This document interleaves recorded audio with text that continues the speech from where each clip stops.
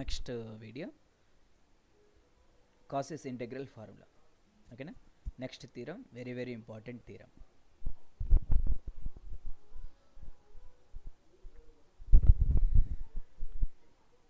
Just listen statement. If f of z is analytic in a closed curve C and a b the any point within C, that is within closed curve C, then you have to prove that f of a equal to 1 by 2 pi I. Okay, so f of a equal 1 by 2 pi I f of z by z minus a into dz along over C. So ఇక్కడ ఏమే if f of z is analytic in a closed curve C అంటున్నాం. ఓకేనా. So మనకు ఇందాక last video చెప్పినాం కదా integral theorem. So integral theorem కానీ integral formula కానీ సో మనము అప్లై చేయాలంటే కంపల్సరీ ఎఫ్ ఆఫ్ జెడ్ అని అనాలిటిక్ కావాలి. అనాలిటిక్ సాటిస్ఫై అయితేనే ఈ ఇంటెగ్రల్ థీరము ఇంటెగ్రల్ ఫార్ములా కావచ్చు నెక్స్ట్ జనరలైజేషన్ కావచ్చు ఆ థీరమ్స్ అప్లై చేసాం అనమాట. సో దాంట్లో మనకు వచ్చేసి ఈ second theorem Cauchy's integral theorem. What about statement we have to define f of a equal to 1 by 2 pi I along over C f of z by z minus i into d z. ఓకేనా. So ఇది verify చేయాలి problems మనకు వచ్చేసి. Okay. Integral formula చూడండి, ఈ statement ఎప్పుడు apply చేస్తామంటే ప్రాబ్లమ్స్లో వాడు ఇచ్చిన ఫంక్షన్ ఎఫ్ ఆఫ్ జెడ్ అనేది మనకు ఆ రీజన్లో ఆ క్లోజ్డ్ కర్వ్ సి ఉంటుంది కదా ఆ కర్వ్లో మనకు inside or on the curve satisfy అయినప్పుడు. Okay, but not outside. ఒకవేళ అవుట్ సైడ్ అనుకోండి, సో మనం బిఫోర్ వీడియోస్లో ఇంటెగ్రల్ థీరం చెప్పినాం కదా అది వెరిఫై చేయొచ్చు. ఓకేనా. ఇంటెగ్రల్ ఫార్ములా ఎప్పుడు which satisfies or which lies inside curve or on the curve. Okay, then if you write integral formula, that is f of a equal to 1 by 2 pi I along over c f of z by z minus 8 into dz. Next generalization ante, so adi kuda same statement. Okay, same statement, that is lies inside curve or on the curve. Okay, but not outside. ఓకేనా. But ఏమంటే generalization statement మనకు definition వేరే అనమాట. Okay. Now it is an integral formula which lies inside curve or on the curve but not outside. ఓకేనా. So ఇక్కడ z equal అనేది that is any point. ఇప్పుడు మీకు పాయింట్స్ ఇప్పుడు మనం ఇన్సైడ్ అవుట్ సైడ్ అంటున్నాము, inside outside on the curve అంటే. Okay, a points అంటే సో మనకి ఇక్కడ z equal to a point తీసుకున్నప్పుడు మనకు ఎగ్జిస్ట్ కాదు ఫంక్షను, అటువంటి పాయింట్స్ వెరిఫై చేయాలి. సో ఇక్కడ మనకు జెడ్ ఈక్వల్ టు ప్లస్ ఏ తీసుకున్నప్పుడు మనకు ఏ మైనస్ ఏమవుతుంది, జీరో అయిపోతుంది. What is something by zero, infinity. So అంటే జెడ్ ఈక్వల్ టు ఏ అనే పాయింట్ వెరిఫై చేయాలి వాళ్ళు ఇచ్చిన కర్వ్కు ఇన్సైడ్ అవుట్ సైడ్ అని చెప్పేసి. ఓకేనా.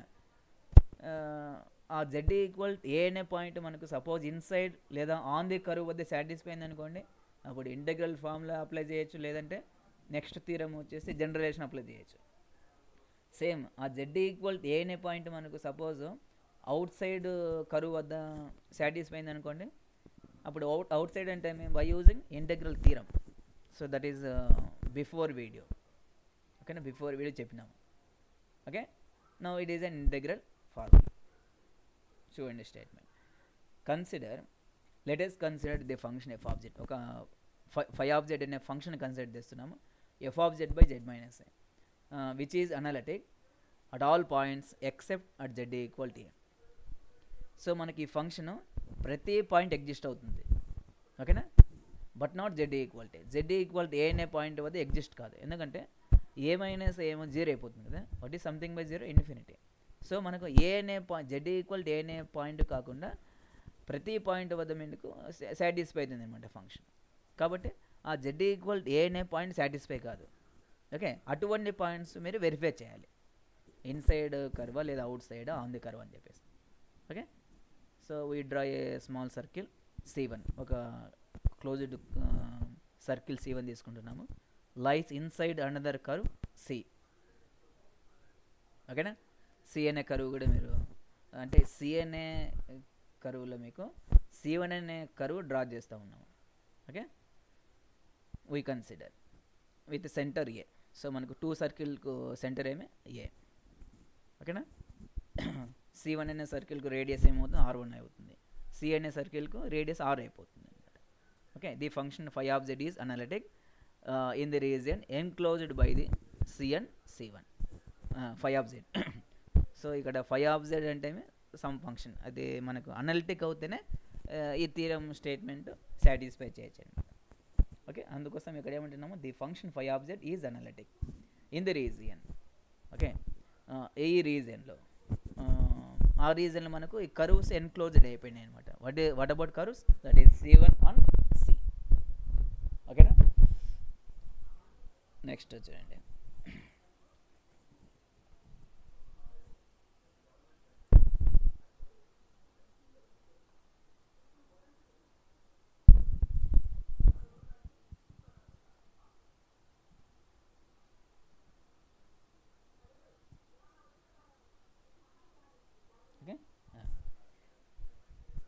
Next step, then by the Cauchy's integral theorem for multiple connected region.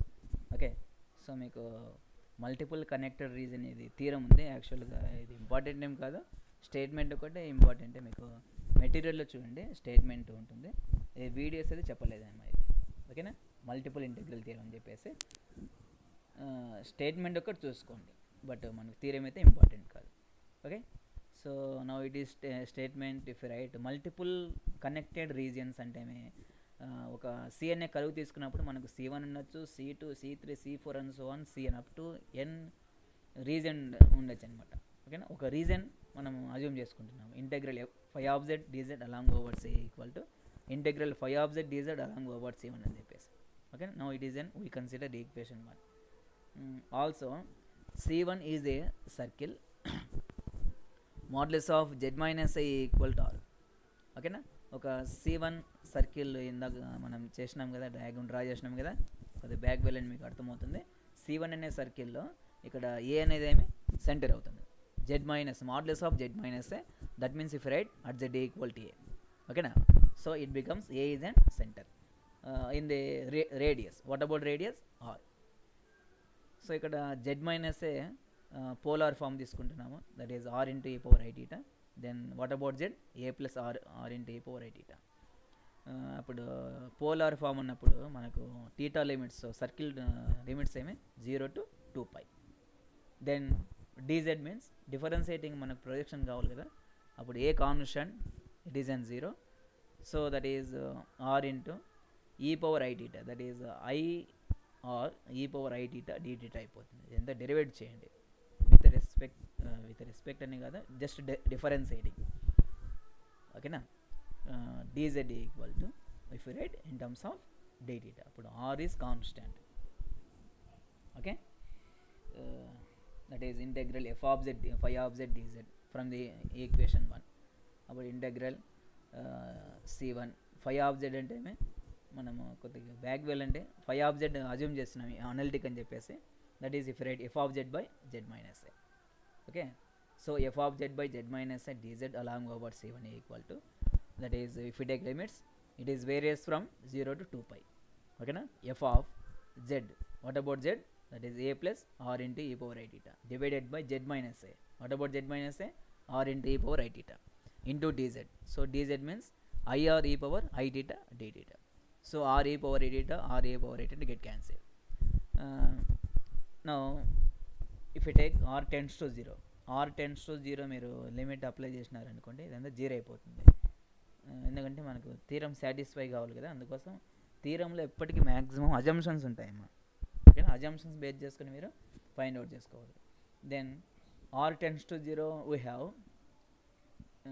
that is f of a. Okay, I into f of a d theta అయిపోతుంది, I into f of a. So constant d theta, that is theta. Now it is various from 0 to 2π. Limits apply చేయండి, 2π అయిపోతుంది, 2π I into f of a.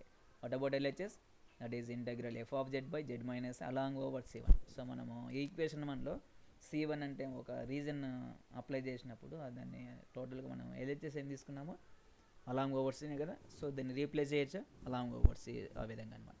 That is what about RHS 2πi into f of a. ఇక్కడ రాసినాం చూడండి from equation 1 C1 curve replace by C. Okay, then f of a equal to, so మనకు అప్పుడు F of ఏ అన్నప్పుడు ఇక్కడ 1/2πi అయిపోతుంది అనమాట. 1/2πi integral f of z by z minus a into dz along overs.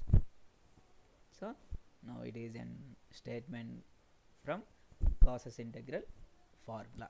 ఓకేనా, very very important theorem. Next generalization ఉంది, next video చెప్తాను. ఓకేనా, థ్యాంక్ యూ వెరీ మచ్.